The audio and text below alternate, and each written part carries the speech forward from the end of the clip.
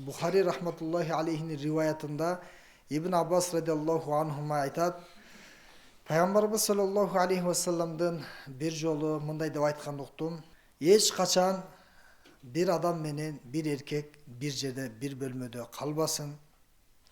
Жана аял эч качан өзү жалгыз сапарга чыкпасын. Эгерде сапарга чыга турган болсо, анда сөзсүз түрдө анын махрамы болсун дейт. Махрам деген ал түбөлүккө үйлөнүү дурус болбогон адамдар, атасы, баласы, небереси жана башка, байкеси, иниси. Анан пайгамбар алейхиссалам бир адам бир аял менен бир жерде калбасын жана аял киши эч качан өзү жалгыз сапарга чыкпасын деп айткандан кийин факома рожулун факала я расулаллахи уктутибту фи газвати каза ва каза ва хараджат имраати хаджатан кала изхаб фахшуж ма'амраатик. Ошондо бир адам сураптыр: О Аллахтын элчиси, сиз аял кишинин жалгыз сапарга чыгуусунан тосуп жатасыз. А менин аялым ушул учурда ажылыкка кетти. А мен болсо паланча деген жерге Алла жолуна чыгам деп жазылдым эле. Эми менин маселем кандай болот? Аял жалгыз чыкпасын дедиңиз. Мен барып аялыма кошулуп, ага махрам болуп, ажылык амалын аялым менен чогуу аткарып келейинби, же болбосо жазылган жерге бара берейинби, Алла жолуна чыга берейинби деп сурады. Ошондо пайгамбарыбыз саллаллаху алейхи вассалам жанагы адамга «Изхаб фахшуж ма'муратик». Сен бар дагы аялыңа барып, ошо менен ажылык амалдарын кылып кел деди. Бул жерде пайгамбарыбыз саллаллаху алейхи вассаламдын эң биринчи сөзүндө эч качан чочун эркек менен чочун аял бир жерде болбош керек экен. Эгер боло турган болсо, анда зыян болот экен. Үчүнчүсү шайтан болот, албетте. Ошондуктан адам баласы шариаттын өкүмү айтылганда эч качан ал акылга салбаш керек да. Эмне болмок эле? Боло берет да. Буга чейин болуп эле келген да. Жалгыз эле жүрбөдүк беле? Биздин апаларыбыз, эжелерибиз жалгыздан эле жүргөн да деп эч качан сиз менен биз шариаттын өкүмүнө каршы чыкпашыбыз керек. Эгер каршы чыгып туруп зыянга учурап кала турган болсо, ал инсан өзүнө эле зыян кылат, өзүн гана жемелеш керек болот. Ал андан башка эч кимди жемелей албайт да. Себеби шариатта бардык өкүмдөр адам баласынын зыяндан сакташ үчүн да. Адамдар эмнеге парда тагыш керек аялдар дейт. А эмнеге сакал коюш керек дейт. А эмнеге махрам менен сапарга чыгыш керек дейт. Адамдарда түрдүү суроолор бар. Адам көп болгондон кийин суроо дагы көп боло берет да. Бирок шариаттын өкүмү айтылдыбы, акылга салбаш керек. Салдыңызбы, анда зыян болот. Ошондуктан Али радиаллаху анху айтат: эгерде маска мас тартсаң, анда үстүнө мас тарт дейт. Акылга салганда астын сүртүшүң керек эле. Чаң боло турган жер асты да, үстү эмес. Үстү таптаза болот. А эмне үчүн шариатта үстүнө мас тартасың деп жатат, астын сүртөсүң дебей жатат? Эмнеге? Акылга салып эле астын сүртүп койсоң болбойбу десе, болбойт. Астын сүртүп койсоң болбойт. Үстүн сүртүшүң керек да. Акылыңа ылайык келбесе дагы, бирок шариатты кабыл кылыш керек. Айтып жатат, аял жалгыз жана чочун эркек бир жерде болбосун дейт. Бир бөлмөдөбү, же бир унадабы, же бир лифттеби, же кыскасы экөө жанаша болуп, үчүнчүсү жок болуп калса болбойт экен да. Эч бир жаман иш болгон жок, бирок ал экөө шариаттын өкүмүн бузган болот. Үчүнчүсү бирөө болуш керек эле, болбосо экөөнүн бирөөсү түшүш керек эле да. Экөөнүн бирөөсү чыгып кетиш керек эле. Экөө чогуу турдубу? Жаман иш кылынбаса дагы, болбосо дагы, бирок экөө ошол жерде экөө тең күнөөкөр болот да. Ошондуктан пайгамбар алейхиссалам ла яхлуанна, эч качан деп атат да. Эч качан.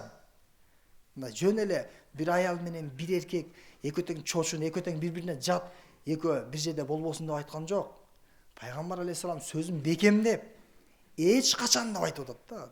Мындай көрүнүш таптакыр кездешпесин деп атат да. Бир аял менен бир эркек бир жерде болуп калса, бул эч качан бул шариатка ылайык келбейт экен.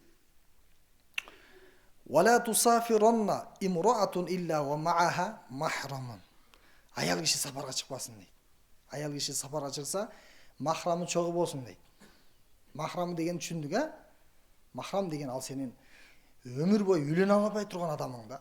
Мисалы атасы, байкеси, баласы, иниси, ага шарият үйлөнүүгө уруксат бербейт. Себеби ал өзүнүн жакындары. Ошол адамдар менен чогуу аял киши сапарга чыкса болот экен. Сапар жана 3 күн 3 түндүк сап эме да, масафат, аралык. Эми кандай болгон күндө дагы алысыраак сапарга чыктыбы, анда сөзсүз түрдө махрам болуш керек. Эми кошунага барды, же кайын журтка барды, жакыныраак.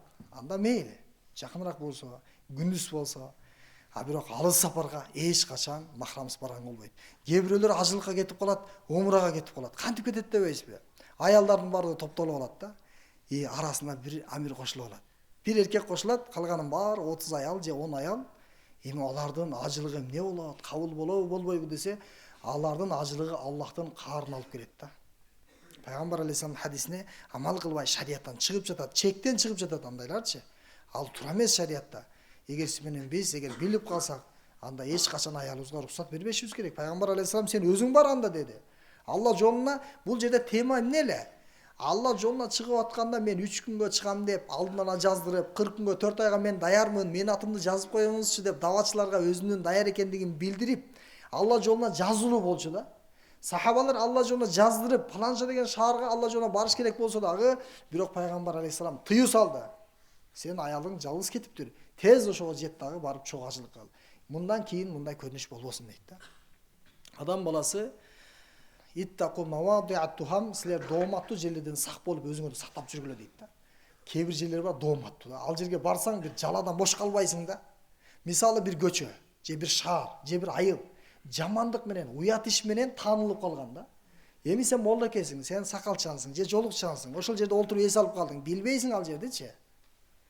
Эми ошол жерде сен жалага, ошол жерден сен чоң бир дооматка кошулуп калышың мүмкүн да. Элде сен тууралуу жаман ойдо калып калышы мүмкүн. Эгер билсең эч качан барбашың керек. Ошондуктан дооматтуу жерден силер сактангыла дейт. Мына ушул жер дагы бир эркек бир аял чогуу болуп калганы дагы бул өтө чоң, өтө коркунучтуу, шарият өтө күнөө боло турган иш экен да. Пайгамбар алейхиссалам бир жолу түндөсү эле сапарга чыкты. Сапарга чыкпаса дагы бир жакыныраак жерге болсо дагы чыкты, бирок жанында жубайы бар эле. Анан пайгамбар алейхиссалам жолдон бир 2 сахабага жолукту. Алар өтүп кетишти. Пайгамбар алейхиссалам жубайын бир жерге коюп, чакырып жанагыларды бери келгиле деп, аларды чакыргандан кийин келип олтуруп пайгамбар алейхиссаламга жолугушту да. Ошондо пайгамбар алейхиссалам айтты аларгачы, бул мени менен чогуу жүргөн, мына мен Мухаммад саллаллаху алейхи вассалам, силердин пайгамбарыңармын, элчиңермин. А бул болсо силердин апаңар дейт. Сахабалар таң калышты, Аллахтын элчиси, биз сизди тааныбайбызбы?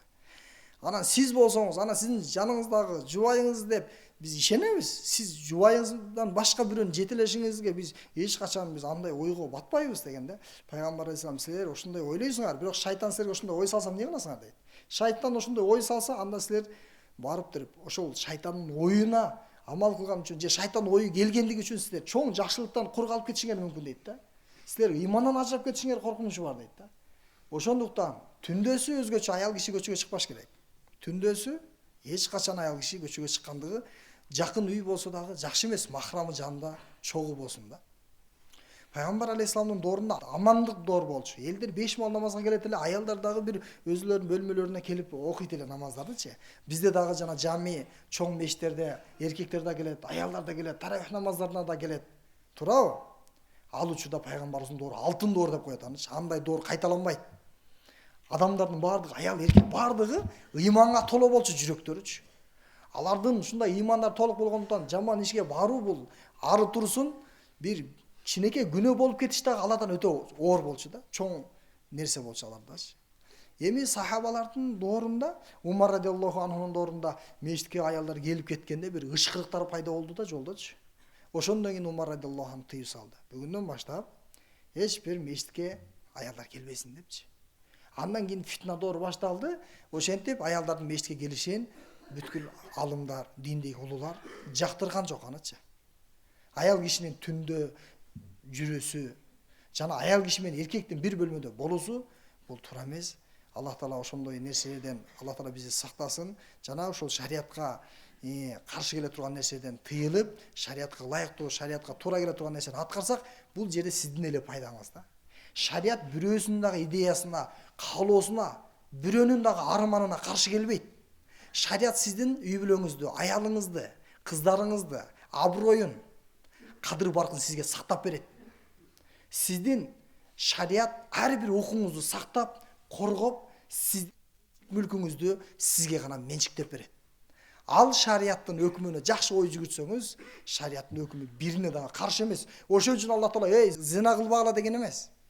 Вала тақрабу зина. Жакындабагыла деген да.